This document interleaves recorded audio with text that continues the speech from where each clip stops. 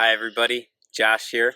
Today I just wanted to talk a little bit about trees and spring and preparing your trees and kind of scouting them from the winter. Now, as bad as winter was on all of us, all the snow, the cold, the freezing and thawing, it was worse on trees and turf, but especially trees. The freezing and thawing, continuous freezing and thawing, the built up snow on barks and then off and then sun.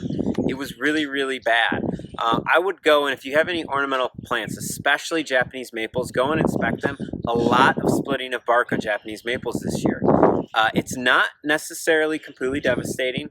What I would do is the very first thing is go ahead and wrap those with the tree wrap for the next month or two. And then what you're going to want to do is you're going to want to pull that wrap off and scarify. And what that means is you take the bark where it peels easy, so you're not peeling it off the trunk where it's actually already come off the trunk. You want to take a little bit of a X-Acto knife or scissors and actually trim that to where it starts to feel like it's pulling away. You want to stop there, because then it will compartmentalize the wound, it will heal itself over, and the plant will probably be okay. Now with that wound, next fall, wrap that tree again. And this is a suggestion: if you have any Japanese maples or delicate plants in your landscapes or new trees that have been planted recently, in November, wrap those with tree wrap, and it will prevent that freeze and thaw splitting that you're going to see that can also be damaged from the sun. Thanks. Have a great day.